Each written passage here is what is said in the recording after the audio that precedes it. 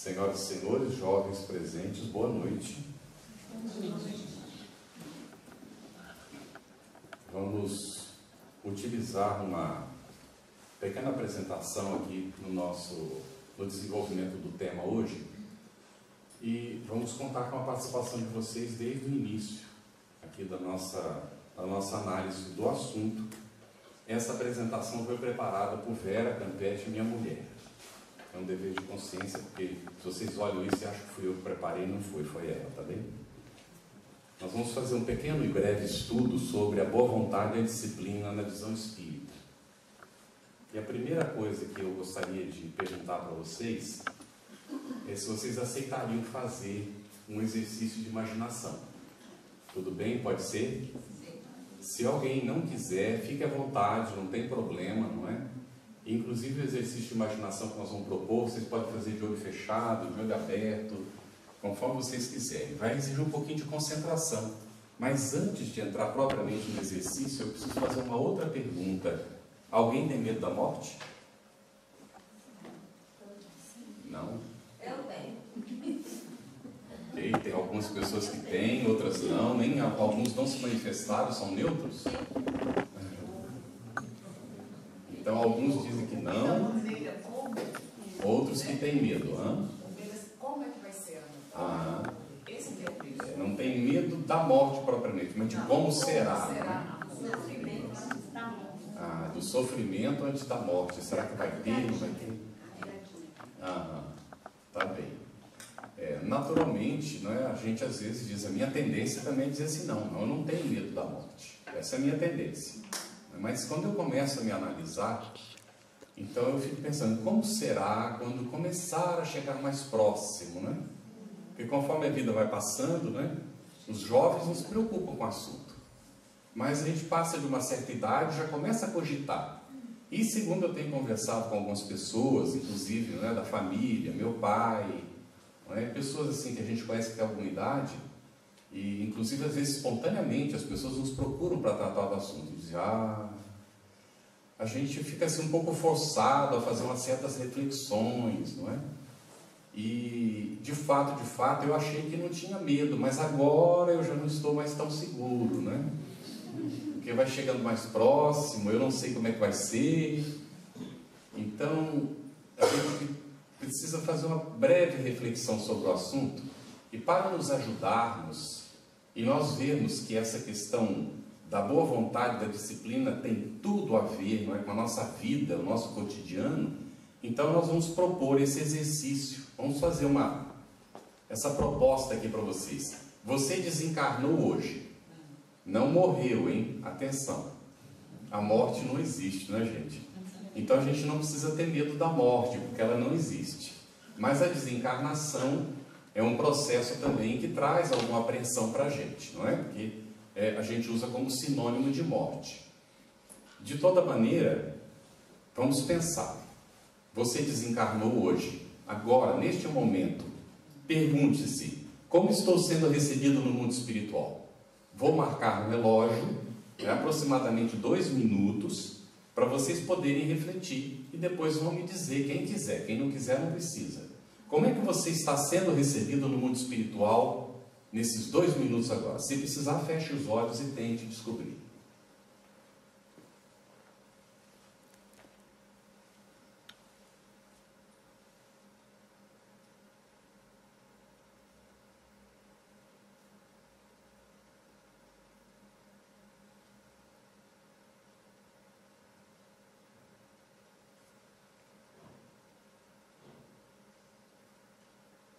Continuem pensando, passou nem 1 minuto ainda. Veja como vocês estão sendo recebidos.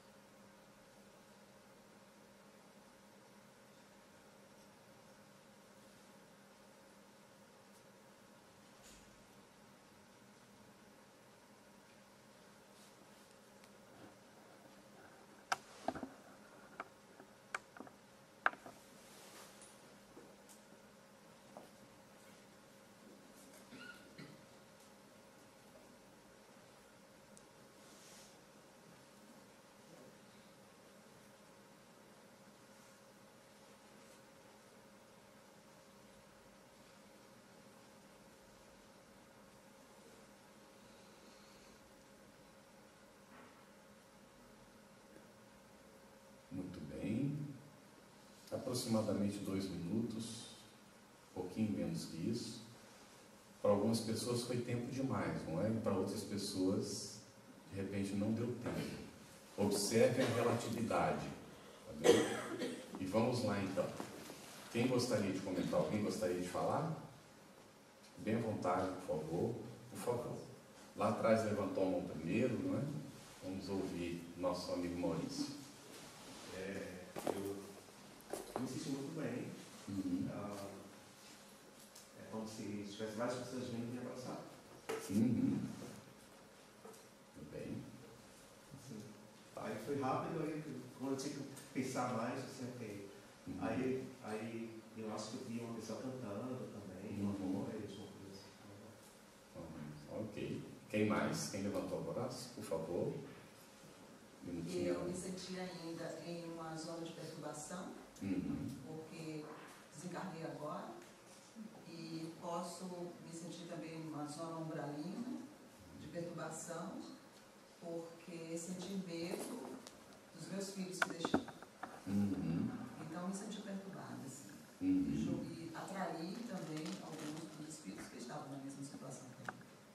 Deu para perceber, gente? A preocupação com os filhos que deixou colocou-a numa situação de turbação e ela sentiu, inclusive, um pouco de uma zona meio complicada, isso, não é? Tá. Ela aqui, depois ali atrás. Por gentileza, acho que aqui primeiro tinha levantado, então primeiro você, depois aqui. Eu penso como ela assim, antes eu tinha essa grande preocupação enquanto os meus filhos eram pequenos. Realmente eu tinha uma preocupação com a morte. Mas hoje não, eles já estão grandes, eu já cumpri a minha parte de mãe. E como é que você foi recebida? Olha, imagine, todo dia eu peço, não é possível que eles não escutem lá, pelo meu anjo guardião, todo dia eu peço a Nilce de Souza Pereira, é muito, né? Mas eu peço, não custa nada, né? E a Joana de Ângeles, quem sabe, se ela tiver um tempinho, aí ela pode me receber. Muito bem. Sentiu bem. Você? Bem, eu vi o meu anjo guardião, dando esse braço para mim segurar no braço dele, e ele disse, você está vendo? Não foi mais nada mais agradável do que tudo aquilo que você estudou. Aí eu olhei assim pro meu corpo, a ver se tinha trazido algum dano, não tinha, estava tudo ok. E ele disse, agora vamos, e lá na frente, a gente ainda falta atravessar uma nova porta.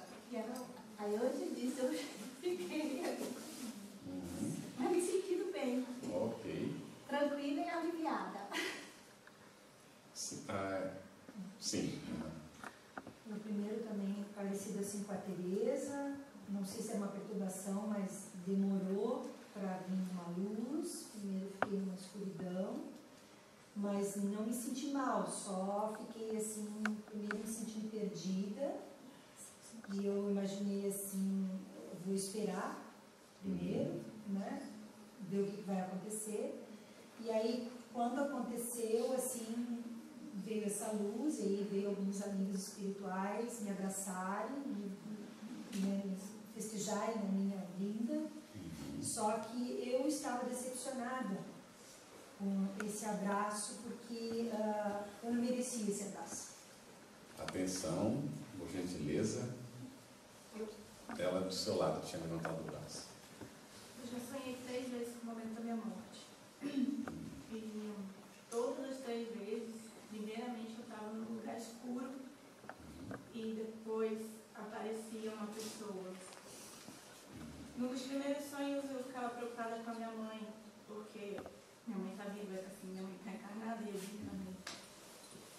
Nos outros sonhos eu me sentia muito mais tranquila, porque eu já tinha sonhado, não sei, eu já conhecia o sentimento dessa transição. E da terceira vez que eu sonhei isso, foram 3 mortes diferentes, afogamento, acidente, sei lá, E a terceira vez tinha uma pessoa que eu não conheço, aparentemente assim, não é ninguém da minha vida que eu me lembro do rosto, e ela me apresentava o lugar que eu ia morar a partir de agora. Tipo, aqui é tal coisa, aqui é tal coisa. E hoje em dia, quando eu penso na morte, eu não eu não tenho medo da morte, como as meninas falaram, não tenho medo de como vai acontecer, mas hoje em dia, como eu já tive esses 3 sonhos bem realistas, assim, no de afogamento eu tentava me acalmar, assim, porque eu sabia. E a transição, ela era muito rápida no sonho. Porque normalmente você sonha que vai morrer e o sonho acaba ali, pula, morreu. E as 3 vezes ele foi além. Eu vivi o momento do desencarne 3 vezes no sonho. E foi um momento de muita calma dentro de mim. Mas em todos os 3 sonhos, primeiramente eu estava num lugar escuro. E depois aparecia alguém para falar comigo. E hoje, quando eu penso, eu peço muito para o meu anjo guardião, por favor, esteja comigo nesse momento. Me dê a mão, porque eu não quero estar sozinha. Quem tinha levantado a mão por último? Sim. Eu me senti bem, mas que tinha muita gente com roupas brancas, inclusive criança, e com fogos, assim, com fogos simbólicos, né? Todos vinham e eu me senti muito bem com isso. E depois um jardim, assim, com flores, e depois eu não lembro mais. Tá bem. Ok. Então nós observamos o quê? Que há uma variedade. Porque alguém mais vai falar? Eu. Sim. Complementando o que a Teresa falou, eu me senti como ela, pensando nos filhos, não os filhos, mas netos e bisnetos, mas eu também achei que eu precisava de ajuda. Eu me via num caminho, só viam meus pés, mas eu não via o resto. Uma neblina, alguma coisa, eu sei que eu preciso de ajuda. Né? Mas não foi uma sensação ruim, como eu pensava. Mas acho que a preocupação existe, mesmo de nós que sabemos que. Mas nós vamos precisar ser ajudados. Eu, pelo menos. Muito bem. Então, nós vemos uma grande variedade. Não é? Cada um, não existe uma desencarnação igual à outra. E aproveitando, gente, é uma questão de escolha. Mas se a gente for no dicionário, desencarne é tirar a carne do osso, o que faz o açougueiro. E desencarnação é o processo pelo qual a gente passa para chegar ao mundo espiritual. E nós observamos que existe uma diferença entre a morte e a desencarnação. Não são efetivamente sinônimos. Porque o que morre é o corpo. O espírito desencarna ou não. E nem sempre quando o corpo morre, o espírito desencarna.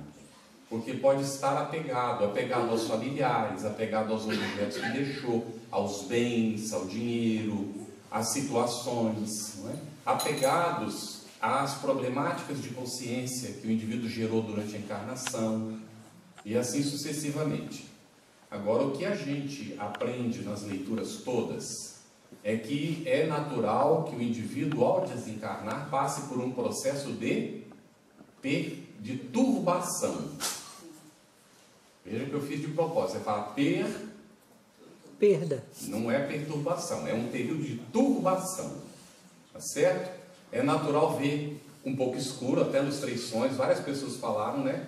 Ou estar numa espécie de neblina, é uma névoa. O processo de desligamento do corpo impõe essa visão de névoa. A gente parece estar todo no entorno de névoa, você não consegue divisar as coisas direito, porque ainda há ligação com o corpo físico, então a gente tem essa... E só depois, efetivamente, é que quando há ruptura, com o auxílio, todos nós precisamos de ajuda. É muito raro alguém desencarnar sem precisar de ajuda, muito raro. Alguém do plano espiritual tem que vir e completar o desligamento. Então, quando completa o desligamento, que a gente efetivamente se afasta do corpo de carne, então aí a gente percebe o mundo espiritual, aí em forma de luz, porque a gente estava numa escuridão, ou estava turbado, ou estava numa névoa, e de repente vem a claridade. E a gente então vê os seres que nos recebem. Achei muito interessante que vários citaram o anjo da guarda. E nós não temos muito hábito de nos relacionar com o nosso anjo da guarda. A gente ora para Jesus, né? Alguns oram para Deus, mas nós temos um ser que está encarregado de cuidar de nós. Aí a gente diz, mas cuida enquanto é criança. Não, cuida a vida inteira. não é que ele esteja o tempo inteiro do nosso lado. Até 7, 8 anos é praticamente o tempo todo. Depois ele vai se afastar dos seus afazeres, mas ele está perfeitamente sintonizado conosco. E a qualquer momento que a gente necessitar, ele é o primeiro a estar presente, ou alguém que vem em seu lugar. Porque nós nunca estamos desamparados. Nunca. Nós sempre temos um amparo. Nós poderemos estar em uma situação em que a gente se sinta desamparado em função daquilo que nós estamos realizando, fazendo, da forma como nós estamos pensando. Porque nós podemos, inclusive, dificultar a sintonia com esse mentor espiritual nosso, com esse anjo da guarda. Daí a necessidade da disciplina, do discernimento, que parte de um processo de boa vontade para a gente chegar a essa condição de uma relação mais estreita com o nosso anjo da guarda, o nosso mentor espiritual, enquanto nós estamos encarnados.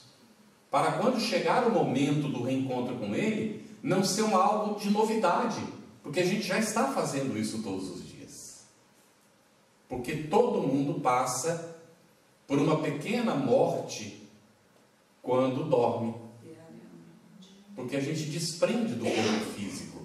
E isso é um ensaio que a gente pode aproveitar muito bem para um contato mais nobre com a realidade espiritual. Mas quando o indivíduo ele não se prepara para dormir, e ele simplesmente está envolto nas questões do dia a dia, nas preocupações, nos problemas, ele dorme e continua envolto nesses problemas. Ainda que o anjo da guarda queira ajudar, às vezes não há sintonia suficiente. E nós sofremos a perturbação, aí sim a perturbação, da influência dos espíritos desequilibrados. Nós vimos então essa variedade, mas na variedade tem coisas também que estão em comum.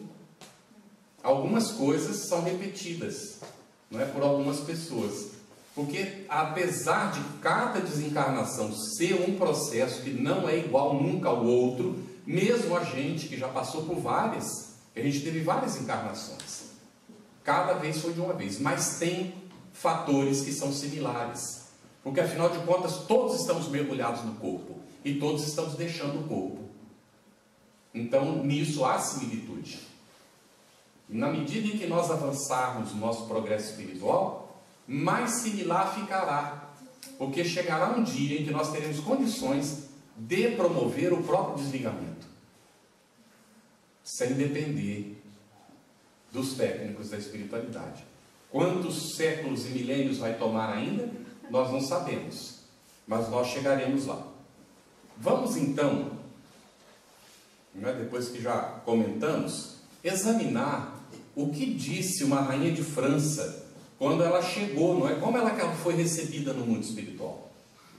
A rainha de França é uma figura que Kardec selecionou a mensagem dela para ser colocada no Evangelho segundo o Espiritismo.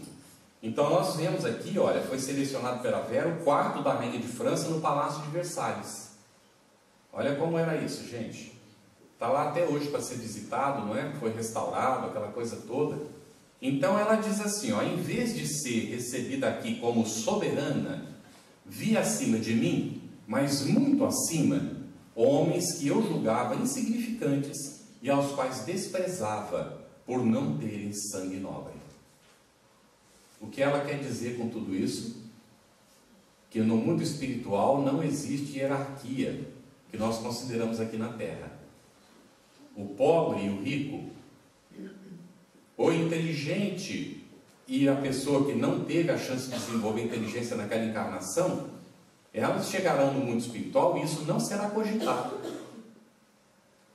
Porque quando ela chegou lá, ela achou que ia ser tratada como soberana, e quando ela olha, não é, aqueles indivíduos que ela considerava assim, ralé, na expressão popular, estavam numa condição espiritual melhor do que a dela. E esses seres teriam condições então de ajudá-la no mundo espiritual. Quando ela, estando encarnada, consideraria que ela não precisaria de nenhuma ajuda deles. Ao contrário, ela sim poderia ajudá-los, porque ela tinha poder e ela tinha riqueza, não é? Mas ela vai continuar. O que a rainha de França disse ser necessário para conseguir um bom lugar lá do outro lado? que a gente necessita para conseguir? Humildade, o que mais? Caridade, amor, méritos. Vamos lá. Como? Fé. Desprendimento, trabalho. Ela diz assim, olha, para granjear um lugar no reino de Deus, são necessárias abnegação,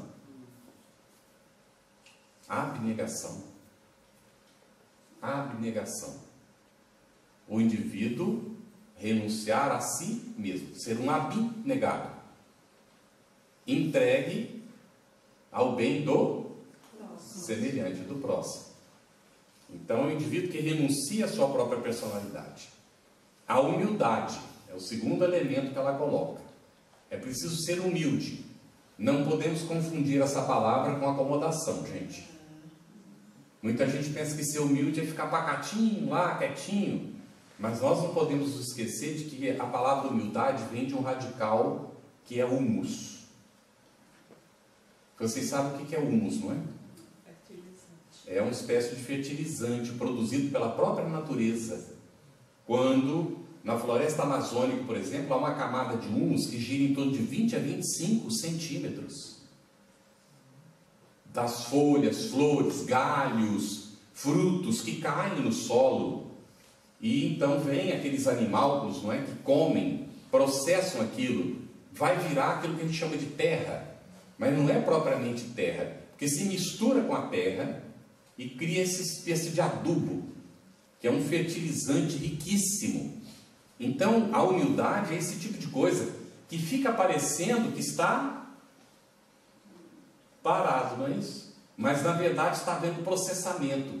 E que, no resultado, ele alimenta o processo da vida. Porque é desse humus que a planta ela vai se alimentar para poder gerar os novos frutos. Para ela ser frondosa, para ela ter vida abundante e produzir novos frutos. Então a humildade, ela é altamente produtiva. Se ela não é produtiva, não é humildade. Nós estamos equivocados. Depois ela diz, a caridade em toda a sua celeste prática. O que ela quer dizer com isso? A caridade de maneira mais ampla. Fazer o bem sem olhar a quem? Fazer ao outro o que gostaríamos que o outro fizesse por nós. São palavras, às vezes, ou expressões que a gente usa como chavão, mas que a gente precisa colocar na prática do nosso dia a dia. E benevolência para com todos. Aqui é diferente da abnegação. A abnegação é entrega. Ser benévolo é ter aquela atitude de bem e de compreensão do outro, de aceitação do outro. E André Luiz então nos coloca para que nós sejamos rigorosos para conosco mesmo e compreensivos para com o nosso próximo. E muitas vezes nós fazemos a inversão, não é? Exigimos tudo dos outros e quase nada da gente mesmo quando não exige nada. Então fazer essa inversão de sermos benévolos para com todos. Está no capítulo 2 do Evangelho segundo o Espiritismo, no item 8. Mas ela vai continuar ainda, nos fazendo algumas afirmativas. Que quando a gente chega no mundo espiritual, ninguém vai nos perguntar o que é que nós fomos. O que você foi? Foi rico? Foi pobre? Foi pai? Foi mãe? Foi só filho? Você ocupou algum posto político? Foi um grande administrador de empresa? Presidente de centro espírita? Ninguém pergunta isso. Ninguém pergunta. Não vai perguntar qual posição que a gente ocupou. Mas isso sim. Qual foi o bem que fizestes? E será que vai ter gente perguntando isso lá para nós? Vamos entender o que ela está colocando. Na realidade, ninguém nos pergunta isso também. Mas a nossa consciência nos perguntará. E é por isso que, além de turbados pelo processo da desencarnação que é natural, nós poderemos chegar perturbados no mundo espiritual. Por causa da ausência do bem. Porque nós somos criados por Deus para fazer o bem. E nós sabemos disso. Mas aí cabe a cada um perguntar para si: e eu faço o bem toda vez que eu tenho chance para isso?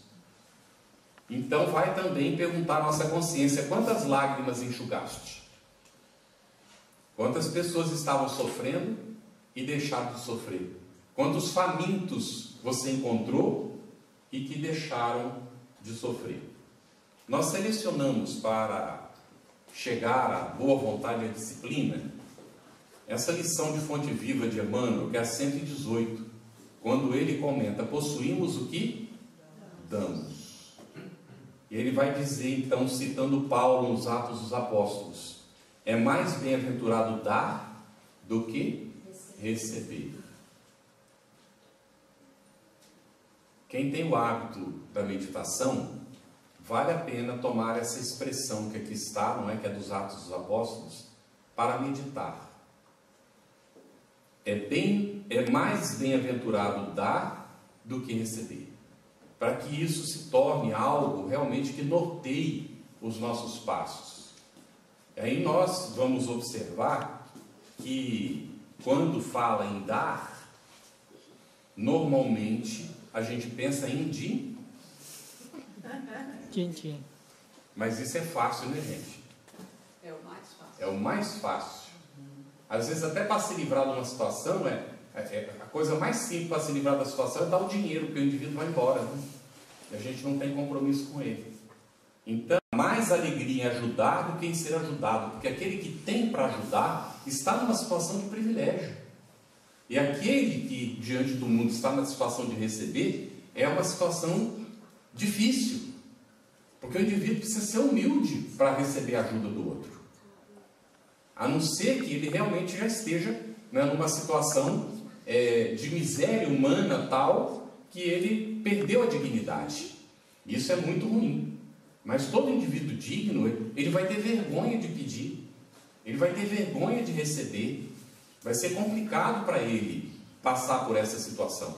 Então ele coloca, lógico que o indivíduo que recebe, ele vai sentir uma alegria por se sentir aliviado do problema que ele está enfrentando, ainda que ele se sinta humilhado, que ele se sinta constrangido. Mas aquele que está dando, esse tem razões de sentir uma alegria multiplicada, porque afinal de contas ele tem tanto que ele pode dar para os outros. Aí alguém ficará pensando assim: bom, quando eu tiver 1 milhão, quem sabe eu posso dar alguns tostões, porque a gente pensa muito na previdência, no nosso futuro, não é isso? E aí ficamos aguardando ter muito para poder dar alguma coisa. E ele não está falando disso. Ele está tratando da gente dividir aquilo que a gente tem hoje. Aqui no campo material ele está colocando, na medida que a gente encontra as necessidades. E eu digo para vocês, vocês podem viver numa situação privilegiada, não é? Ainda conversando com a Zelina, ela fez uma colocação, eu fiquei entendendo que uma pessoa ia ficar numa situação muito difícil. Aí foi preciso um tempo para cair a minha ficha, porque depois de eu ter falado várias coisas com ela e ela comentado, aí eu fui entender, e ela me explicou que aquela pessoa não ia ter problemas financeiros, porque o governo ia prover tudo que ela necessitasse, ainda que ela perdesse apartamento e tudo mais, porque tem alguns países por aqui que fazem isso. O cidadão não tem, né? Ele tem a ajuda do governo para resolver sua problemática. Mas a questão que a gente encontra muito nesse país, não é? Pode não ser em todos, mas a gente encontra a questão da miséria humana. Que aí a gente entra na questão dos bens espirituais, que é aqui correlacionado. Mas eu volto ainda nos bens materiais, porque nós tivemos a chance de viver na Europa. E a primeira vez que nós chegamos no centro espírita, vindo do Brasil, e fizemos a proposta para que se fizesse um trabalho de caridade com as pessoas que necessitavam, a resposta do presidente foi: mas aqui não precisa disso, o governo resolve isso. E nós ficamos aqui numa situação meio, né, nos sentimos constrangidos, mas como, não é? Porque a gente andava na praça e estávamos num hotel transitoriamente até conseguir alugar a casa, em que quando amanhecia que a gente ia levar as crianças para andar um pouquinho no parque, não dava, a gente podia pisar em seringas. Encontrava dejetos da miséria humana ali naquele parque, que era o centro da cidade. Como que não havia necessidade? Então a gente não conseguia entender do que é que a pessoa estava falando, porque a gente tinha visto aquilo tudo. E resolvemos iniciar uma ação para identificar se havia algum tipo de necessidade. E fomos descobrir que sim, haviam vários tipos de necessidade. Apesar de haver os albergues para as pessoas dormirem, apesar de haver o alimento dado por várias instituições, inclusive católicas, na Espanha tem mais de 800 obras católicas de assistência a pessoas. Naquela época, pelo menos, havia, não sei quantas tem hoje. Não? Ainda assim, haviam pessoas necessitando. A gente chegou a distribuir 120 comidas numa praça. Mas também haviam aqueles, num período que a gente dava uma pesetinha, que vinham para pegar a pesetinha e jogava a comida no lixo. Logo em seguida, a gente encontrava, às vezes, as marmitinhas. Então, nós paramos de dar o dinheiro. Porque aquela pessoa que vinha buscar o dinheiro naquela circunstância era para se drogar. Complicadíssima, não é? A natureza humana. Não é a natureza humana. É o desvio do indivíduo em relação à natureza humana. É complicado.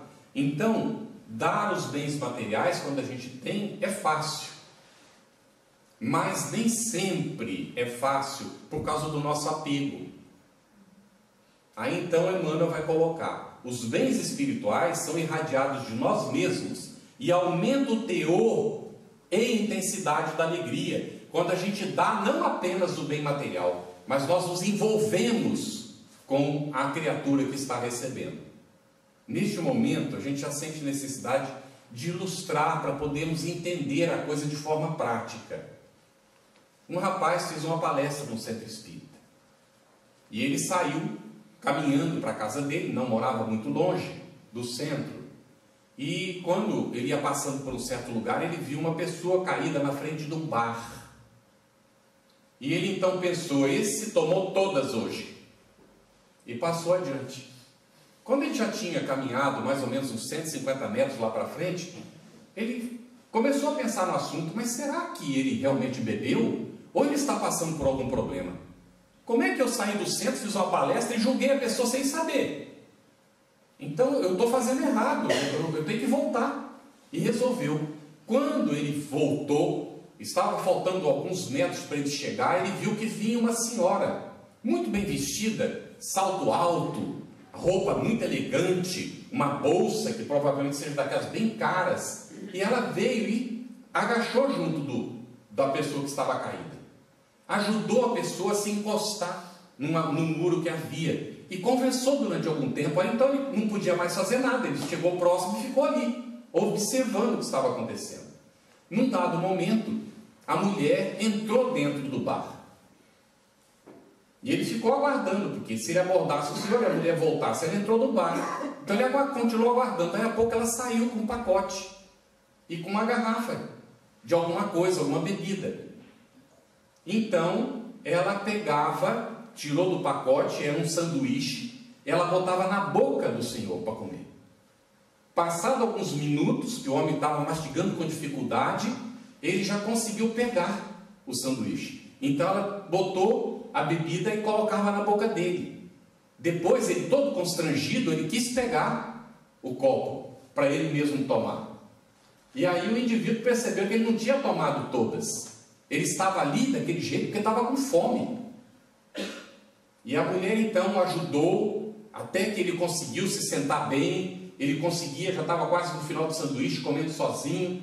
Apoiava no chão o copo, ele mesmo já estava. Ela falou mais alguma coisa para ele. O homem começou a sorrir para ela. E ela então se despediu e foi embora. Então nós observamos que muitas vezes nós não percebemos a miséria, porque nós julgamos o nosso semelhante e não sabemos exatamente se é aquilo que está acontecendo. E se ele fosse um que tivesse tomado todas, ele também não ia precisar de ajuda?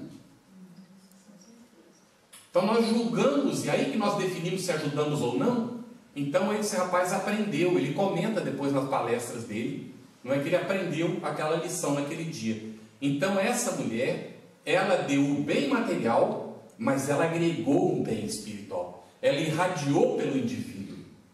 E alguém poderia olhar e dizer: essa madame, você acha que ela vai ajudar alguém algum dia? Nós não sabemos o que está por trás, não é? Daquilo que a gente vê nas pessoas. Então não cabe qualquer tipo de julgamento. E Emmanuel vai nos ajudar a aprofundar a questão, quando ele vai dizer: quem dá, recolhe a felicidade de ver a multiplicação. Porque aquele indivíduo ajudado, ele, numa circunstância da vida, terá a tendência de ajudar também. E isso vai por um fator de multiplicação. Oferece gentileza. Olha o que Emmanuel vai colocar. Encorajarás fraternidade. Se nós somos gentis, as pessoas se sentirão próximas, fraternas, irmãs umas das outras. Ele diz, estende a bênção do perdão e fortalecerás a justiça. Nossa, mas para a justiça não tem que botar o bandido no cárcere? O cárcere poderá manter aquele indivíduo por um tempo, conforme os juízes determinaram, lá dentro, mas não significa que ele vai se transformar. Mas o perdão transforma. Lógico que aquele indivíduo que ele é violento com a sociedade, ele é um perigo para a sociedade, esse indivíduo não pode sair do cárcere, porque ele cometeria o crime outra vez, mas quando ele é perdoado pela sociedade e ele entra num processo de reeducação, depois é possível reinseri-lo. Porque se não fizermos isso, esse indivíduo sai de lá depois de 20, 30 anos revoltado e vai voltar a cometer os crimes, se é que não continuou cometendo lá dentro. Então a visão precisa mudar. Por isso que hoje, nas prisões, pelo menos no Brasil, nós temos vários trabalhos. Não são apenas espíritas, vemos protestantes, vemos católicos indo visitar, e às vezes pessoas que não têm denominação religiosa, porque chegaram à conclusão de que precisam ajudar, e às vezes até formam ONGs para isso, para ir ajudar o indivíduo a se reeducar, para reinseri-lo dentro da sociedade depois. Então o perdão é fundamental, mas isso acontece no nosso dia a dia. Quando nós perdoamos nas relações do nosso dia a dia, a gente fortalece a justiça. Porque o indivíduo perdoado, ele ficará agradecido e buscará não repetir o engano que ele cometeu, não é? Se ele tiver algum nível de maturidade. Administra a bondade. Quando a gente proporciona bondade, o que acontece? Aumenta a confiança. Aumenta a confiança nos indivíduos. Dá bom exemplo e garantirás a nobreza do caráter. Pais, mães, avós, a melhor forma de educar é dar bom exemplo. Nós, às vezes, nos equivocamos muito por causa da dúvida que a gente tem. Será que é certo? Será que é errado? E enquanto nós estamos na dúvida, nós estamos ajudando os nossos filhos a gerarem dúvidas também. Há valores familiares, valores da sociedade, valores que estão no Evangelho. Se nós vivemos conforme esses valores, então não tem por que ter tanta insegurança. A gente vai melhorando cada vez mais, não é? Nas nossas decisões e definições, e dando bom exemplo mesmo. Há uma situação muito complexa, por causa que há falta de confiança. Nós queremos dizer aos nossos filhos que nós confiamos neles, mas as nossas ações evidenciam o contrário. Porque eles querem liberdade, mas nós não podemos dar, porque eles ainda não são adultos, e a gente não sabe o que fazer.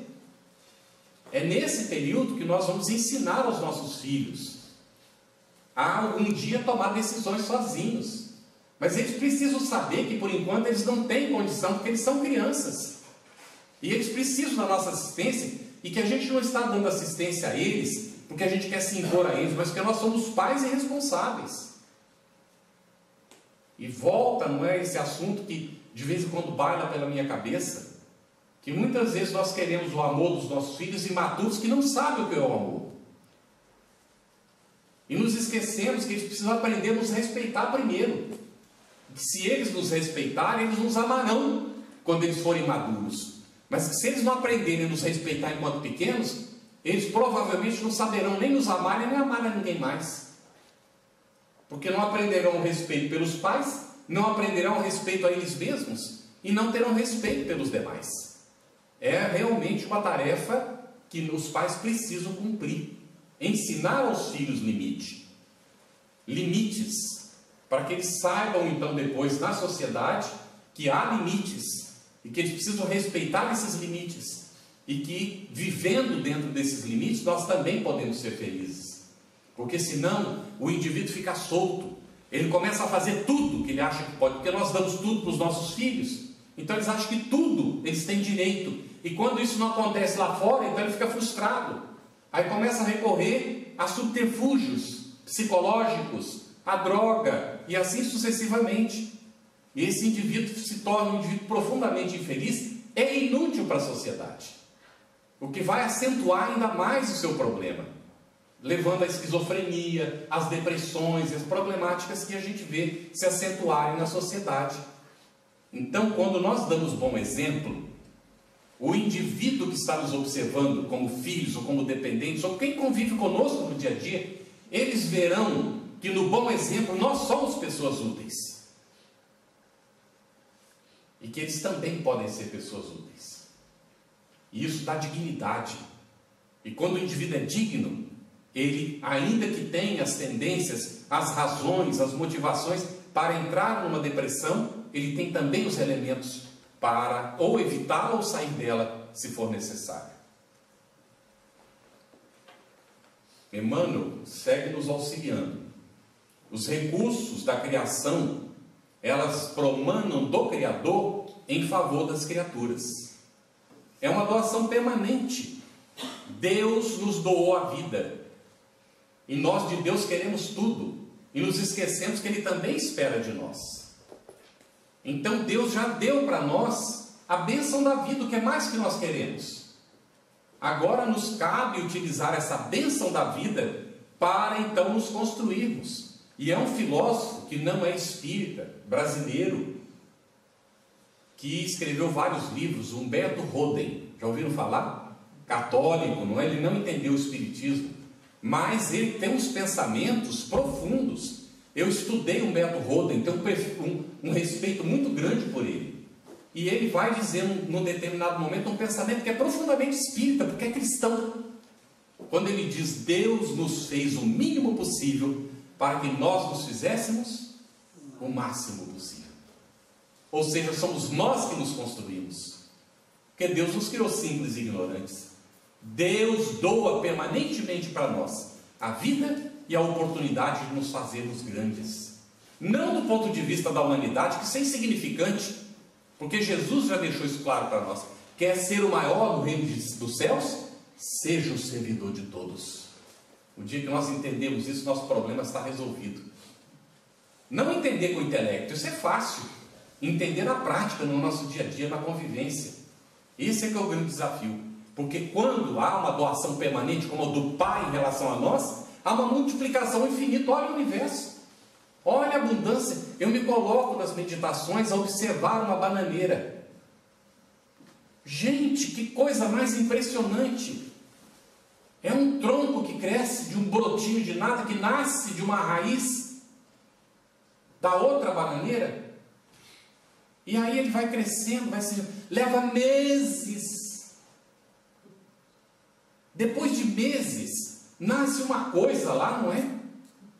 E aquela coisa vai começar a crescer, umas coisinhas assim vão aparecendo. Aí a gente vê que tinha uma florzinha, não é? Que as abelhas foram lá, a gente diz beijar, não é? Foi buscar o pólen, aí polinizou, aí surge a banana. Os vários tipos de banana. E para a banana ficar pronta para a gente comer, ou para um passarinho comer, porque os passarinhos também se alimentam da natureza, leva meses outra vez. E aí você vai observando as árvores frutíferas que existem na natureza. Uma abundância. Na Amazônia há mais de 150 tipos de árvores frutíferas, que os índios se alimentavam pelo extrativismo. E nós vamos lá derrubar essas árvores para plantar arroz, ou botar grama para criar o gado. Nós entendemos a natureza? Então nós estamos doando permanentemente, nós estamos atrapalhando a natureza a nos doar permanentemente muitas vezes. E a gente chama isso de progresso, e a pergunta é: será que é progresso? Ou é uma experiência necessária para nós aprendermos efetivamente a progredir, respeitando aquilo que o nosso Criador fez por nós? Aí nós vamos, ajuda do céu conforme nós ajudamos aqui na terra. Sempre. E aqui diz assim: possuímos o que damos. Vamos fazer uma pequena análise da contabilidade divina. É muito interessante a contabilidade divina. Não sei se vocês já pensaram nesse assunto. Aqui, para a gente se situar, na contabilidade humana, quando você vai retirar alguma coisa, é preciso que tenha lá. Não é isso? Então, vamos comparar uma conta bancária. Para você tirar o dinheiro tem que ter, porque senão, hoje em dia tem uns créditos que são deixados lá, mas os juros são exorbitantes. Então, se você vai tirar, você precisa ter. E quando você tira, fica com menos. E se você tirar e dá, diminui. E se você for dando, acaba. Chega uma hora que termina. Se você não puser mais nada lá, acaba, não é assim? Essa é a contabilidade humana. Querem ver a contabilidade divina como é? A gente vai no centro espírita só para comparar, tá bem? Faz um curso, aprende a ser passista. Não é? Quem é passista na sala? Quem dá passo? Tem vários passistas. Olha. Vocês vão saber do que eu estou falando, porque estão sentindo isso na pele. Na hora que a gente vai lá dar o passe, a gente se concentra. O que acontece naquela hora que a gente se concentra? A gente já começa a receber.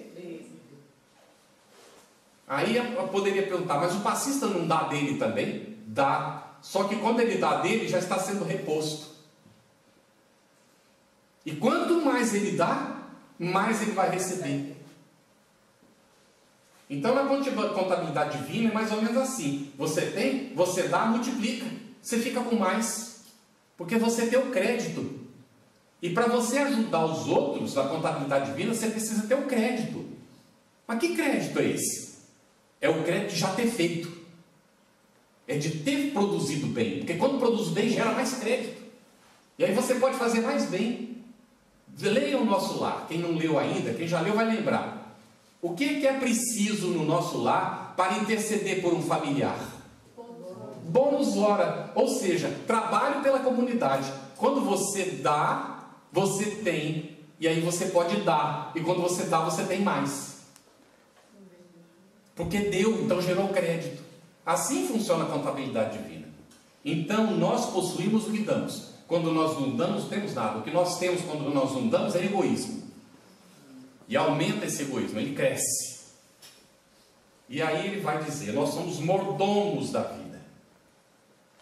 Mordomos da vida que o Pai nos deu. Nós somos convidados a administrar para benefício do nosso semelhante. Esse é o convite. Uma vez entendido isso, nós vamos ver que Emmanuel vai nos pedir. Cede algo mais que o dinheiro.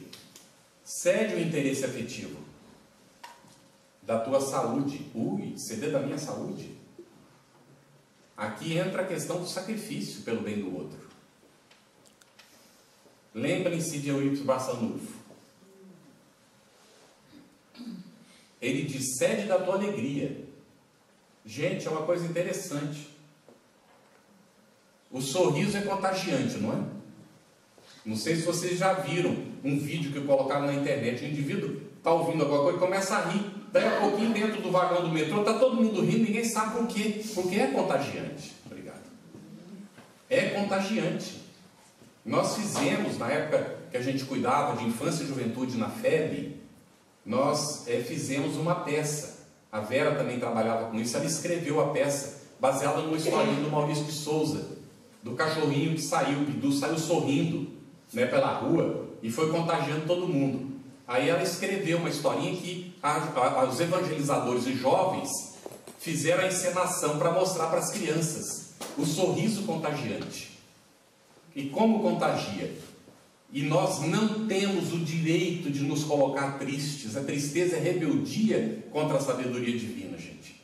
Essa peça está no TV Fé? Não, infelizmente não. Foi feita há muito tempo. Naquele tempo a gente nem filmava ainda.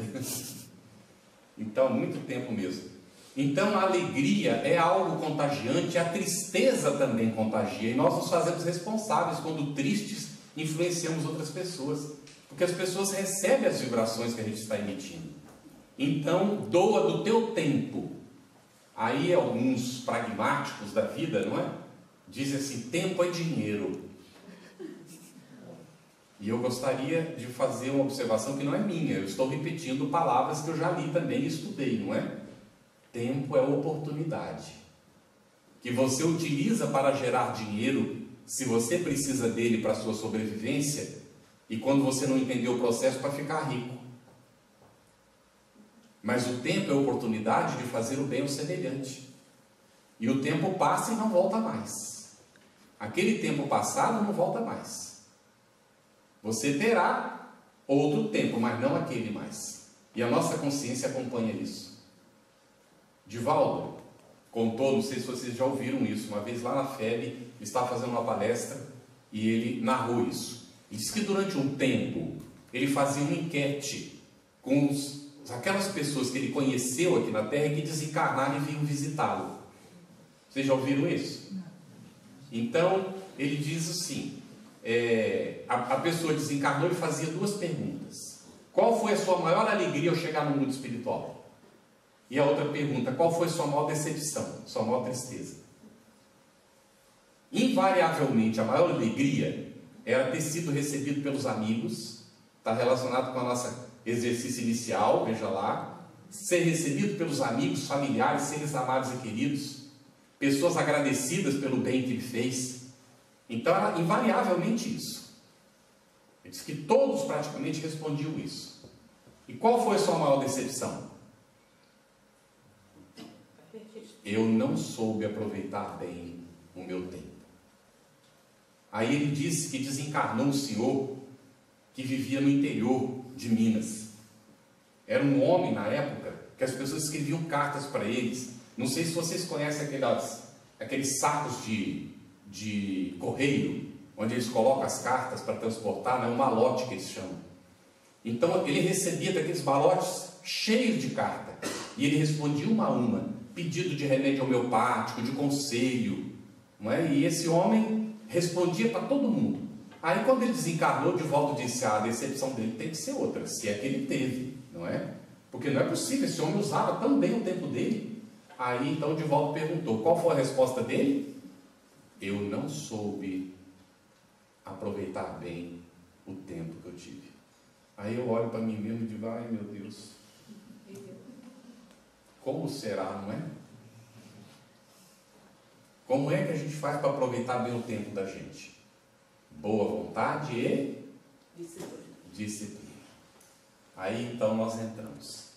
Se nós realmente fazemos o bem, nós entraremos na posse dos sublimes dons do amor, do equilíbrio, da felicidade e da paz que a gente tanto deseja. Se nós somos disciplinados, nós então empregaremos efetivamente os nossos recursos em nossas tarefas do dia a dia.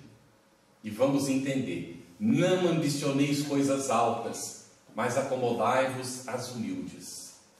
Paulo aos Romanos 12:16.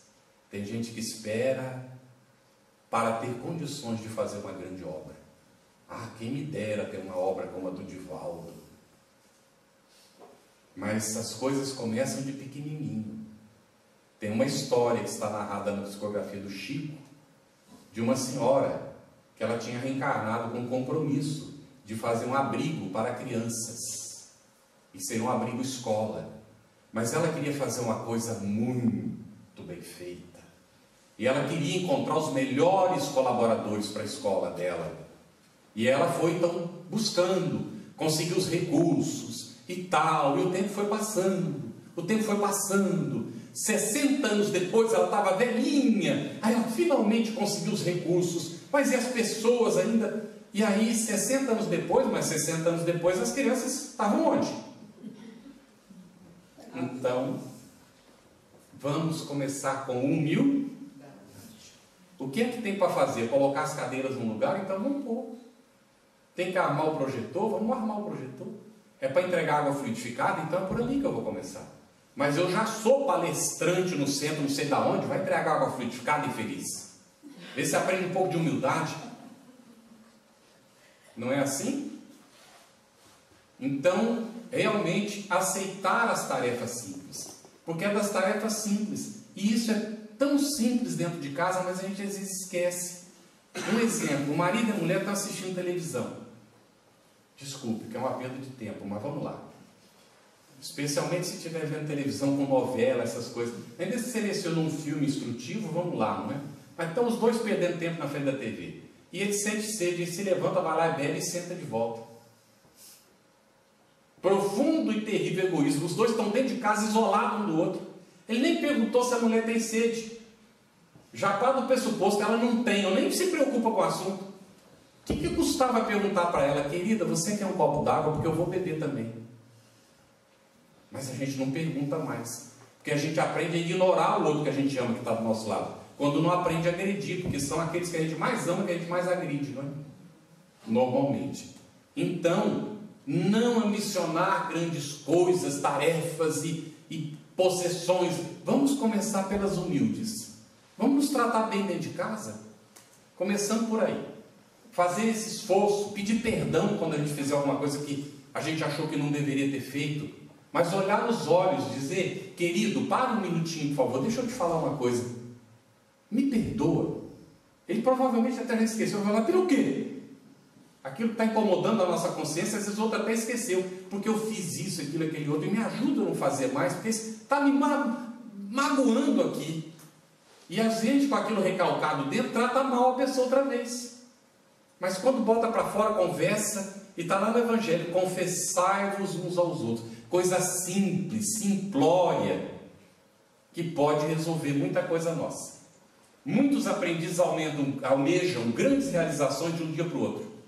Querem a coroa da santidade, o poder da cura, a glória do conhecimento superior, as edificações de grande alcance. Obedece a uma sequência. A árvore começou pelo arbusto, a bananeira começou lá pequenininha. A catarata, que vai depois dar a possibilidade da turbina, ela começou com os fios de água no nascedouro que foram se compondo, até formar um leito de rio forte, com uma corredeira que pode sustentar uma turbina. Imponente é o projeto de uma casa nobre, mas picareta, pá, tijolo e pedra são indispensáveis. Se a gente não faz o concreto, a gente não levanta a casa. Então não basta ter apenas a intenção. Abracemos deveres humildes com devoção ao ideal do progresso e triunfo. Por árdua ou simples que seja a tarefa, atendamo-la com amor. Aceitando de boa vontade as tarefas pequeninas, as grandes tarefas virão espontaneamente ao nosso encontro. Então é assim. Conforme a gente vai fazendo, a espiritualidade está acompanhando. Eu não sei se vocês percebem, as pessoas que estão trabalhando são tão ocupadas que não tem tempo para mais nada. Mas se você quiser alguém que realmente vá fazer, você tem que convidar esse. Porque se ele conseguir achar uma brecha e assumir o compromisso, ele vai fazer. Porque aquele que está ocioso justamente porque não assume os compromissos. Ou quando assume, não faz. É por isso que ele fica ocioso. Ele tem muito tempo, mas não usa o tempo. Então não é confiável para o trabalho. Como é que se sente o mentor espiritual do indivíduo desse? Porque ele não pode contar com o indivíduo. Nem para a melhoria dele próprio. O indivíduo está acomodado, ele não está fazendo esforço nenhum. Então não pode se contar com esse indivíduo. E ainda se o indivíduo, além de não fazer nada de útil, ainda dedica o tempo para cavilar, falar mal dos outros. Não estou falando nem de roubar, assassinar, não. Estou falando do dia a dia. Em que nós nos encontramos, trabalhadores de centro espírita, para dizer que o centro do fulano é um centro que não presta. Ou aquele centro, olha o que eles fizeram lá. E assim vamos, não é? E aí nos esquecemos que uma casa dividida, ela cai, rui. Então, com muito cuidado, não é? Para a gente fazer aquilo que efetivamente é o compromisso que nós assumimos. Em Os Mensageiros, está no capítulo 44, as palavras são de Aniceto, registradas por André Luiz. Toda competência e especialização no mundo, nos setores de serviço, constitui desenvolvimento da boa vontade. Que hora que aconteceu isso? Quem lê o livro vai se lembrar. Ele convida André Luiz para dar passes. E André Luiz diz assim, mas eu estarei preparado para essa tarefa? E aí Aniceto diz para ele, toda especialização e competência começa pela boa vontade. André Luiz estava vendo há muito tempo como se fazia. Ele já tinha recebido, ele foi curado lá por Lísias, não é? Quando ele saiu do umbral, então ele sabia do que se tratava. Que hora que ele ia começar? Então surgiu a necessidade e ele fica entusiasmado, porque ele dá o passe e uma senhora se sentiu curada. Aí vem Aniceto e diz, não perca tempo, se vangloriando ou se regozijando com o resultado, porque em seguida ele vai dar outro, não tem resultado nenhum. Então nós às vezes fazemos uma pequena coisa e, oh meu Deus, como eu sou o tal, e nos esquecemos que é a bondade divina que se manifesta através de nós, ou então não acontece nada, não é? Então ele vai dizer aqui, né, nos Mensageiros, também no capítulo 44, quando André Luiz conversa com a Narcisa, ela diz assim: nunca te negues, quanto possível, a auxiliar os que sofrem, porque ele estava procurando, não é trabalho, ele queria fazer alguma coisa, e aí ele foi encontrar, ele era médico, não é isso? Está lá no nosso lar, e ele queria, lógico, clinicar no mundo espiritual, não é? Mas a ficha caiu depois. Aí ele se tornou o quê? Enfermeiro junto com a Narcisa, limpando aquelas vasas fétidas que saíram da boca daqueles indivíduos que vinham do umbral dormidos, os ateus do mundo, que creem que a vida não existe depois da morte, saem do umbral por misericórdia daqueles que os socorrem, dormem durante muito tempo. Eu conheci um professor muito inteligente, um verdadeiro gênio indivíduo.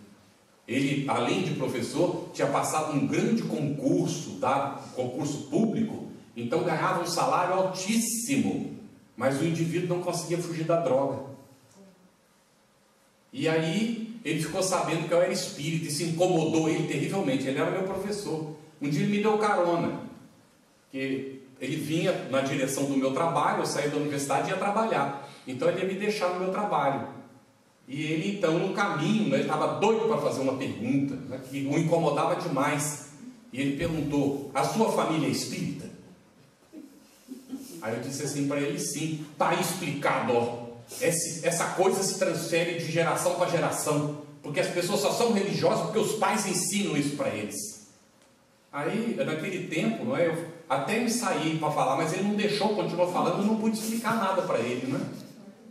Aí eu teria tanta coisa para falar para ele. Primeiro, ele estava entendendo errado. Quem disse que eu tinha uma religião chamada espiritismo? Eu era espírita, mas não disse que eu era religioso. Na época eu era, né? Mas a coisa vai se modificando com o tempo. Aí então ele não deixou eu explicar, não é? Que o meu pai, quando eu nasci, era espírita, mas a minha mãe era católica, me levou para a igreja católica, não é? Ele não deixou eu concluir que quando eu tinha 13 para 14 anos, um dia eu cheguei no meu pai, depois de ter visto um curso de parapsicologia com um discípulo do Padre Quevedo, eu falei para o meu pai: eu não sei se eu vou ser espírita, porque se for verdade o que disse aquele senhor no curso que ele deu, o espiritismo é uma incoerência, eu não posso ser espírita, não posso adotar uma incoerência. Aí o meu pai respirou para dar a resposta, e eu atropelei e disse para ele: mas eu vou ler todo Kardec primeiro, porque até agora eu só li pedaços. Eu vou ler Kardec de ponta a ponta para tomar minha decisão. Ele então soltou a respiração e disse: faça isso, meu filho. Que maravilha. Então eu sou tão agradecido àquele protestante, discípulo do Padre Quevedo, que foi dar aquele curso de parapsicologia numa cidade de 5.000 habitantes, onde a única família espírita que tinha era a nossa, e a cidade foi informada da existência do espiritismo por ele. Mais tarde surgiu um centro espírita lá. Então eu sou agradecido a ele, porque eu me tornei espírita por causa do desafio que ele me lançou. Então, aos 14 anos, eu fui reler André Luiz, que eu tinha lido algumas coisas, Kardec, que eu tinha lido alguma coisa, aí fui ler disciplinadamente, para poder entender, estudar de fato. E lógico, na medida que eu fui lendo, eu vi que o que ele tinha falado não tinha correspondência com o que eu encontrava nos livros. Ele tirou trechos. Não posso dizer que ele tivesse intenção de enganar, mas ele enganou. Porque ele pegava trechos incoerentes. Como ele ligava um com o outro, eram pedaços, ficava parecendo que Kardec tinha dito uma barbaridade. Que ele leu pedaços do Livro dos Médiuns para a gente. Mas quando eu fui ler o Livro dos Médiuns, falei: meu Deus, olha os trechos, isso aqui emenda com aquilo, com aquilo, com aquele outro. Kardec nunca disse o que ele falou lá. E aí fortaleceu a minha convicção. Quem é que realmente era coerente? Kardec, lógico. Então nós vemos: nunca te negues quando possível a auxiliar os que sofrem. Ao pé dos enfermos não ouvides que o melhor remédio é a renovação da esperança. Anima, eleva, educa, desperta sem ferir os que ainda dormem. Deus opera maravilhas por intermédio do trabalho e boa vontade. Mas quem tem boa vontade não se acomoda. Porque a boa vontade, como é colocado, toda competência e especialização no mundo, nos setores de serviço, constitui desenvolvimento da boa vontade. Porque se ela não se desenvolve, morre. Fica só na boa vontade. E já se diz que a boa intenção é pavimento para o... Nunca ouviram a expressão? Para o inferno. Que não existe mais. É a expressão popular. Então não basta a boa vontade, é preciso aliar a boa vontade à disciplina. E para isso nós vamos recorrer outra vez a Emmanuel. Sabedoria magnífica esse Emmanuel. Eia agora. E ele vai tirar de Tiago, no capítulo 4, no versículo 13. Eia agora vós, os que dizeis amanhã. Agora é o momento decisivo para fazer o bem. Amanhã, provavelmente, o amigo terá desaparecido. A dificuldade estará maior, a moléstia terá ficado mais grave, a ferida poderá estar mais crescida de extensão, o problema talvez surja mais complicado, a oportunidade de ajudar não se fará repetida. E ele segue. A boa semente plantada agora garantirá a produção no porvir. A palavra útil sempre é luz. Se deseja ser desculpado, aproxima-te e revela teu propósito de reajustamento. Eu interrompo aqui para contar de uma amiga que a Zelina conhece, talvez alguns de vocês conheçam, a Kemi Adams, nipo-brasileira que vive nos Estados Unidos. Ela fez um curso de autoconhecimento, relacionamento humano. Nos Estados Unidos tem curso para tudo. E no curso, ela aprendeu que ela podia resolver as pendências do passado dela. E ela chegou a viajar para o Brasil para encontrar as pessoas com quem ela tinha deixado desentendimentos que ela se lembrava e que de alguma maneira estavam na consciência dela. E a experiência é um negócio impressionante, porque se você quer ser desculpado, mostra a sua boa intenção de melhorar. E ela foi pedir desculpas, e ela disse que varia ao infinito as reações das pessoas. Teve gente que olhou para ela e disse: você me pedindo desculpa? Mas sou eu que tenho que pedir desculpas a você. Porque ela não mediu se era ela que tinha feito ou a pessoa que tinha feito para ela. Tinha uma pendência, ela foi lá pedir perdão. Porque a pendência estava lá. E teve gente que chorou diante dela, que nunca esperava que ela tomasse a iniciativa, e quem tinha que ter tomado a iniciativa era a pessoa, segundo a pessoa estava falando para ela. E ela disse: de jeito nenhum.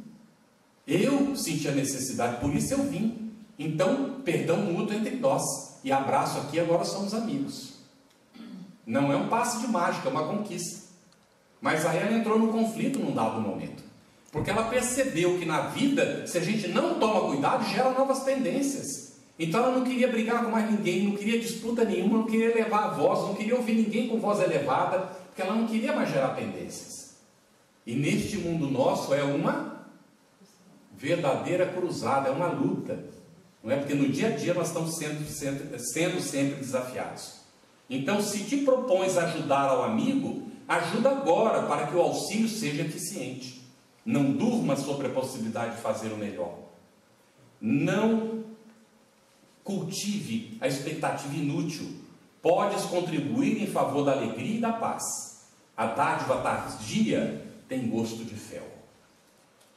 Pode chegar atrasada. E aí nós vamos então encaminhar para o nosso encerramento. Pode ser? Vamos fazer um outro exercício de imaginação depois de tudo isso? Vocês gostariam? Podemos fazer? Então vamos lá, para vocês participarem um pouquinho mais, não é? Então nesse exercício agora, olha, nós vamos propor diferente. No primeiro nós propusemos: você desencarnou agora, como é que você está recebido no mundo espiritual? Agora não. Você vai voltar lá para o período em que esta reencarnação estava sendo planejada. Todo mundo entendeu? Volta para lá, quando você ainda está no mundo espiritual, planejando esta reencarnação agora. E lá então, você vai ter o seguinte: olha, você está no mundo espiritual programando sua atual reencarnação. Conta com o apoio do seu mentor espiritual. Ele está com você, porque ele vai avalizar sua reencarnação, ele está planejando com você. Você está dando palpite, ele também, estão discutindo o que é melhor, o que não é melhor, não é? Estão examinando as possibilidades, examinando o passado. para ver como é que vai ter que fazer, que coisas tem pendentes ou não. Então, aqui agora entra o exercício. Quais serão as metas da minha próxima reencarnação? Em 2 minutos aproximadamente, não é? Que a gente marca de novo, para vocês definirem. Quais serão as metas da minha próxima reencarnação? Qual é a próxima? Esta. Porque você está no intervalo anterior a esta. Quais são as metas desta reencarnação? Isso que você está discutindo com seu mentor. Veja o que ele vai responder para você.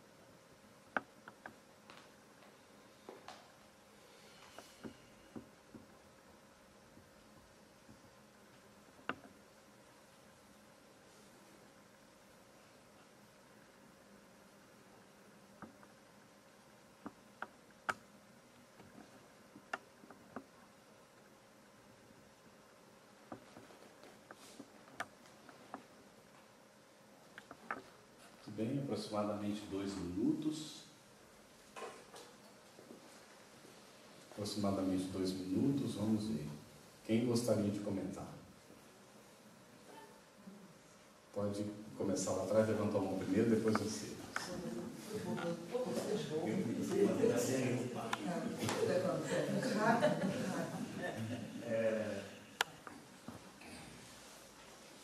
Bem, sim, eu preciso de... Bem, eu estava vendo assim e tal, e aí tinha uns desenhos, assim, uns planos, assim, umas coisas e tal, e ele falava assim, ó, isso aqui é o problema, isso aqui é uma coisa que a gente tem que fazer mesmo. Aí eu falei, o que é? Ele falou assim, a gente tem você tem que desenvolver o despertar da consciência. Aí eu chegava a brincar e dizia assim, então vou virar yogi, fazer, a iluminação, eu falo assim, não, você tem que finalmente começar a despertar, dar esse pontapé inicial para começar a despertar a consciência. Porque senão, aí ele ia começar a falar as coisas repetidas. Se você era o ponto que ele disse que era crucial. Ou você começa a despertar isso, ou vai ficar difícil. Vamos lá então? A resposta foi direta, sabe, Campete?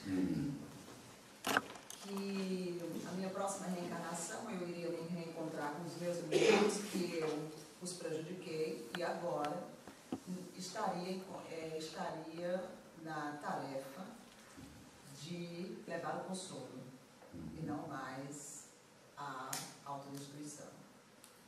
E a segunda coisa, que bom que você me perguntou, foi que eu deveria abdicar do sucesso e da fama, que um dia já tive, para cuidar da minha família. E foi exatamente o que aconteceu na minha carreira. Eu dancei 30 anos da minha vida e no auge da minha carreira eu abdiquei de tudo para ter meus filhos. Vamos lá, gente. Quem mais? Sim.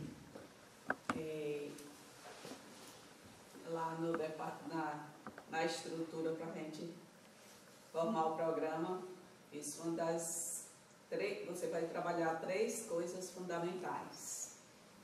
A paciência, que você nunca teve, a aceitação do próximo, como ele se apresenta para você, mas a terceira é a principal de todas. Você vai descobrir e aprender os valores morais. Olha lá, gente. Comigo foi bem nítido, logo no início, né? Eu escutei assim, espere um pouco, né? Espere ainda mais, né? E depois escutei uma outra palavra assim, sirva e perdoe tudo. Foi muito bom. Já vamos lá, sim. Um pouco de cada um, né? Primeiro planejamento, depois o encontro com o meu guia espiritual, ali naquele planejamento. E aí, quando estávamos planejando, eu falei assim para ele que ia ser muito difícil, porque eu ia também, que a Teresa falou, encontrar os meus inimigos. E essa convivência no dia a dia ia ser muito difícil. E ele então comentou e disse que... Tranquilo.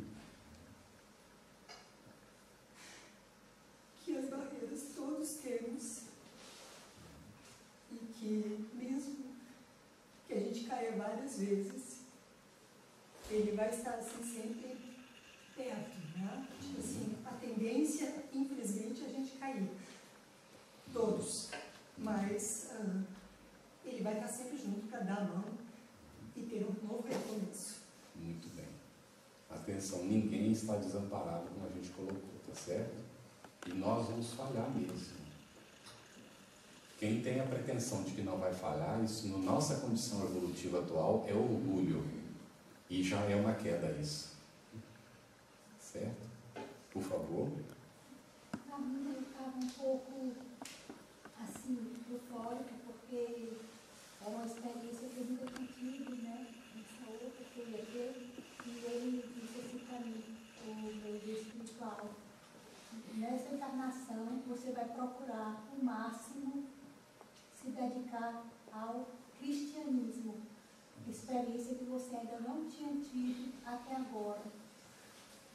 Relaxe quando você puder, mas se entregue à causa cristã como bem maior, e levando já consigo essa revoltura que lhe servirá de apoio para agregar aqueles do seu passado, mas fazendo com que você tenha uma nova oportunidade de servir, mostrando o seu amor agora de uma nova, outra face, né?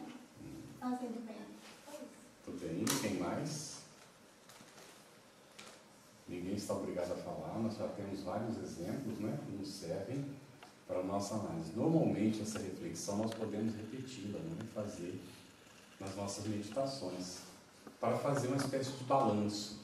Nós encontramos no Evangelho, no Livro dos Espíritos, a orientação de a gente fazer uma análise todos os dias antes de dormir, né, do nosso dia, de como é que nós somos, as pendências que a gente deixou. E no Evangelho segundo o Espiritismo nós temos o suporte todo para a nossa reforma interior. Mas vale a pena a gente começar a ver quais foram os objetivos desta reencarnação. Com aquilo que está acontecendo hoje conosco, a gente tem mais ou menos uma ideia, não é? Mas é bom a gente perguntar ao nosso anjo da guarda, e aí nós vamos encontrar o amparo. Não tenhamos ilusão. Se o objetivo que ele nos colocou é da gente ser assim, um missionário, da gente fazer uma grande tarefa, não é o mentor que está nos falando, é um obsessor. Então, teremos que renovar as nossas preces, redobrar a nossa vigilância, ler muito o Evangelho, para ter o contato com o nosso mentor mesmo. Porque os nossos mentores amigos, eles nos ajudam a encarar a realidade. Muito raramente alguém reencarna na Terra em missão. A grande maioria de nós está simplesmente tentando refazer o passado de enganos. Se reeducando. Então, alguém poderá dizer, qual é a sua situação? Essa mesma. Padre da igreja várias vezes, não é? Usei o púlpito para desviar muita gente por causa dos preconceitos, não é? O inimigo era inimigo, tinha que ser morto, não é? E aí então depois a gente vem diante dessa doutrina tão luminosa, sendo obrigado a viajar pelo mundo por necessidade, a consciência impõe para a gente ajudar a esclarecer aqueles que a gente lá no passado, né, possivelmente tenha desviado do caminho reto. E isso é uma luta, Porque quando a gente está aqui na frente, falando, a gente não tem muito claro para a gente o que é que as pessoas estão entendendo, porque cada um entende no seu sistema de referências. E aí cada um toma a sua decisão. E esse é o grande desafio, não é? Mas cada um tem que fazer o seu caminho. E a gente cumpriu da gente o melhor que a gente puder. Todos somos complementares. Não é o trabalho do outro que me cabe. A cada um cabe a sua tarefa. E a tarefa nossa aqui, pode ter certeza, não é ser famoso. Mas educar os filhos, isso é certeza que sim. Então a gente tem que saber o que efetivamente é melhor para mim, como espírito imortal, que está mergulhado nesse escafandro de carne. Mas esse escafandro de carne, ele vai morrer, e com ele toda a glória, toda a riqueza, tudo que é material, tudo que foi acumulado morrerá. Mas eu, como essencialidade, espírito imortal, levarei comigo as experiências vividas, decepcionantes ou vitoriosas. Eu levarei comigo o bem que tiver construído, ou o mal que eu provoquei, que eu não posso me livrar dele se eu provoquei, a não ser que eu faça o bem. E aí, o convite, dentro desse entendimento que a gente tem, de nós utilizarmos a boa vontade para com os demais, boa vontade para conosco, aprender o auto-perdão, mas não a acomodação. E desenvolver a disciplina, não para ser aplicada aos outros, mas para ser aplicada a gente mesmo. Porque não adianta que eu convença os demais a serem disciplinados.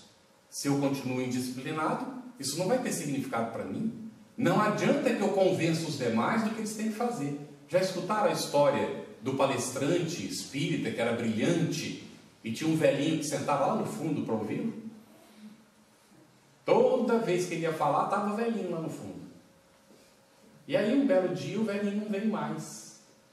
Aí ele estranhou, ele estava tão acostumado, não é, com o velhinho ali, que era, o velhinho ficava atento ao que ele falava. Não é? Aí ele soube que o velhinho tinha batido as botas. Passou para outra. Aí o tempo passou, ele continuou um palestrante, ilustrado, falava de memória, tudo. Era um indivíduo que realmente ele encantava, até o dia que ele desencarnou.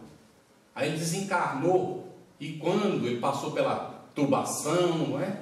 E quando começou assim a ir se recuperando, depois de várias horas naquela situação, ele viu uma luz que vinha ao encontro dele.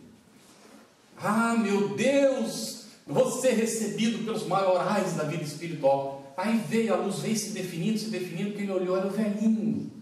Aí ficou decepcionado, está sendo recebido por aquele velhinho, né? Mas ao mesmo tempo, mas aí caiu a ficha, ele falou, nossa, tão brilhante. E ele falou isso.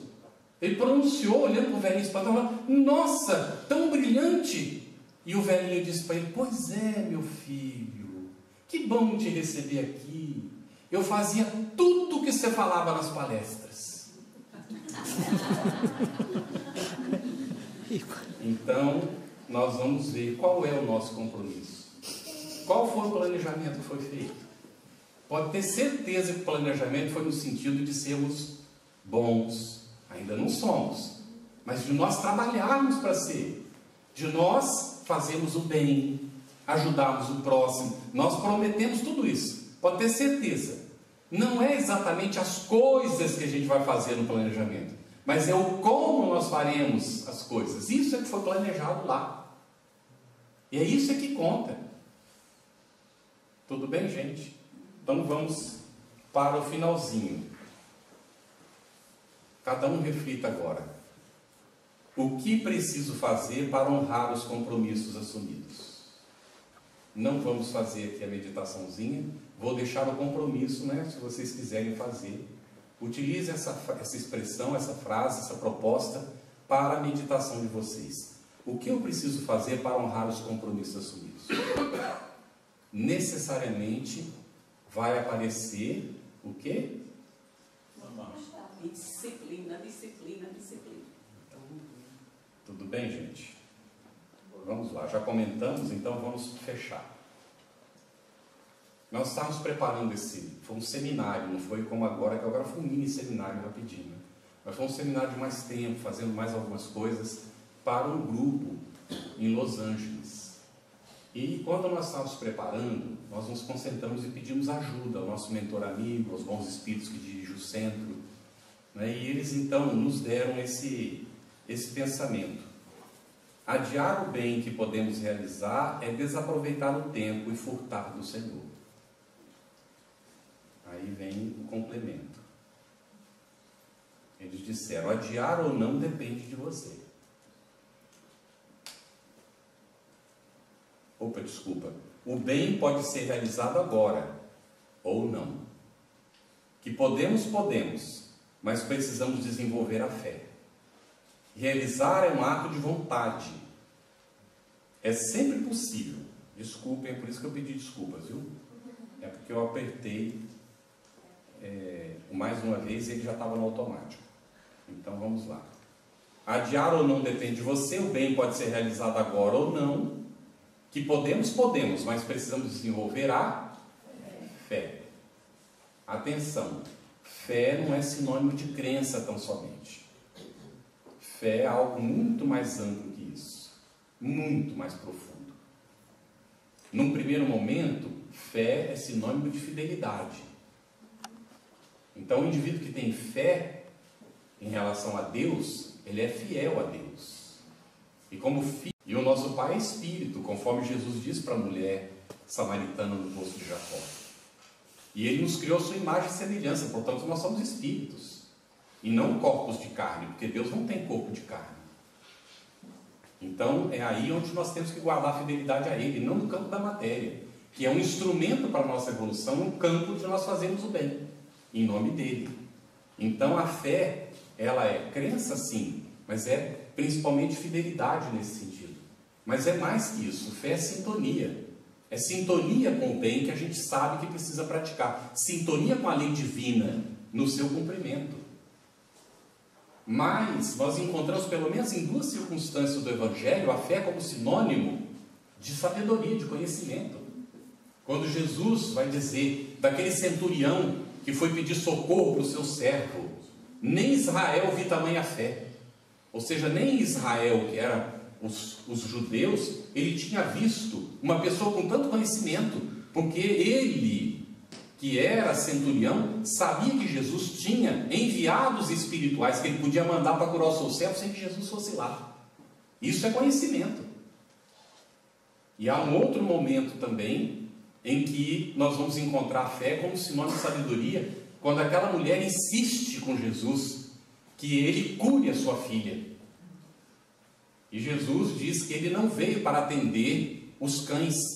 E ela diz, mas também os cães se alimentam do pão que cai da mesa do seu amo.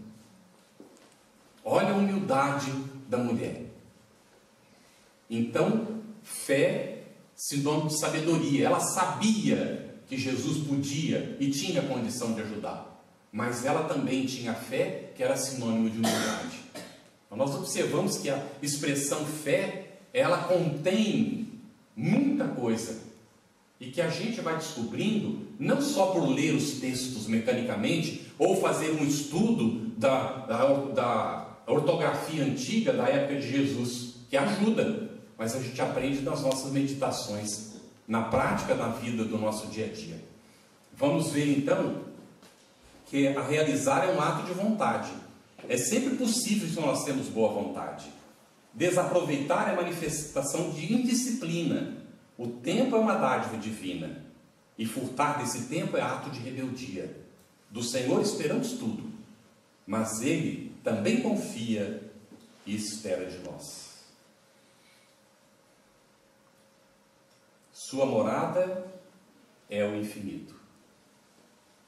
Sua escola é a terra. Seu campo de trabalho é seu coração, onde lhe cabe realizar com nobreza. As dores e decepções são impositivos de correção e iluminação. O próximo é sua oportunidade de aprender e servir. A boa vontade e a disciplina são seus instrumentos de realização. O amor é sua meta. Seu tempo é agora. Jesus nos abençoe sempre e que possamos seguir firmes no nosso propósito de renovação espiritual com a ajuda de Cristo, e que nos ofereceu o Espiritismo para nos iluminar o caminho desta vez. Muito obrigado por nos receber, pela oportunidade de estar com vocês, que é uma alegria muito grande sempre. Que Jesus os abençoe sempre. Obrigado.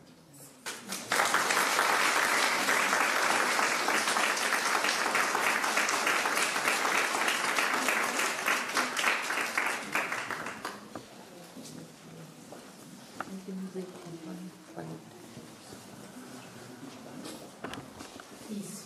Para nós encerrarmos o nosso evento da noite, né? Nós teremos aqui a Yasmin e a Yara, que vai cantar uma música para todos aqui presentes, e depois o Maurício. E encerraremos com uma prece.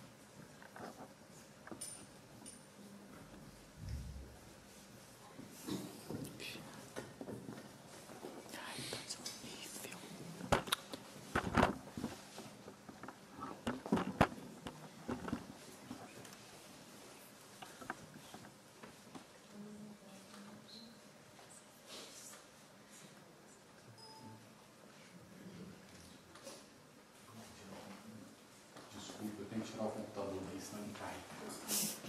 Não. Se o computador cair, Deus me livre. Mas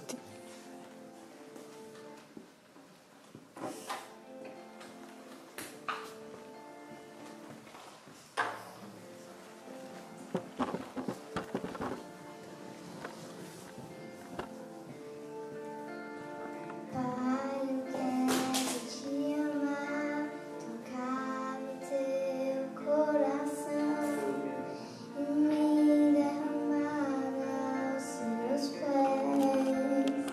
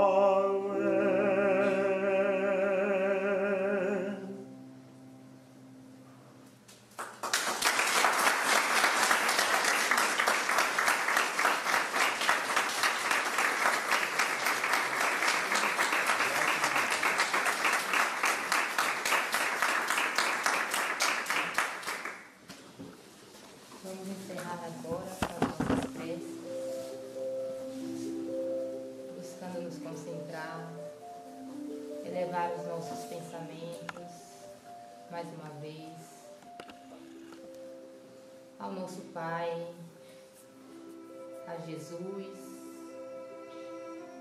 o nosso Mestre, o nosso mentor de todas as horas,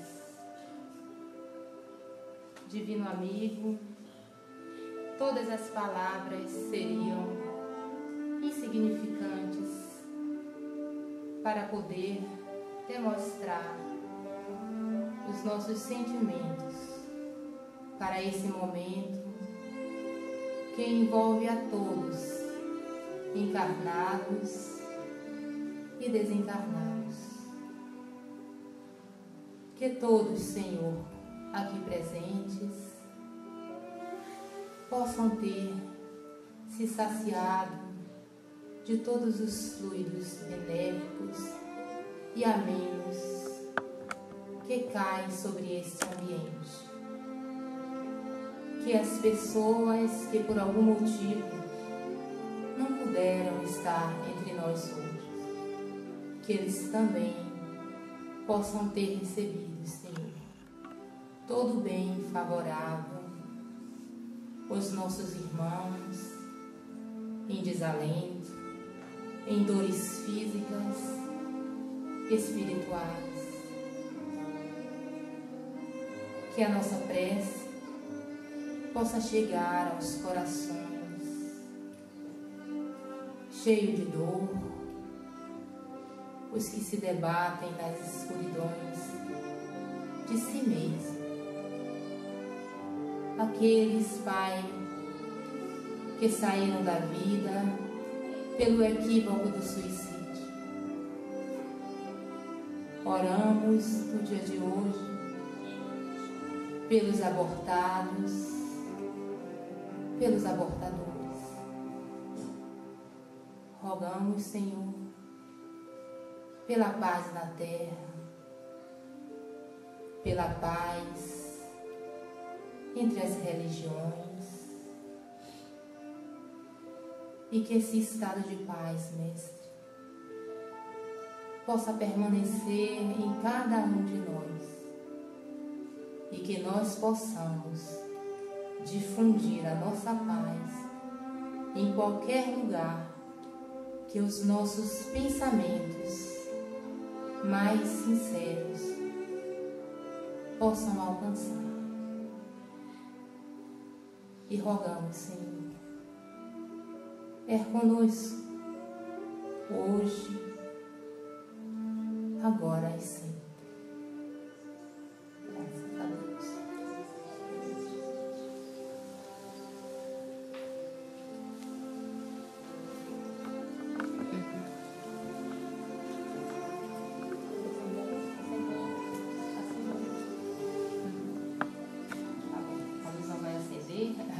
Eu gostaria de agradecer aos grupos que vieram aqui. Gostaria de agradecer a Zelina, representando o grupo de Luxemburgo. Gostaria de agradecer a Tereza, representando o grupo de Düsseldorf, e outros também, componentes do grupo de Düsseldorf. Gostaria de agradecer a Raquel, do grupo de Arnhem, que está aqui hoje.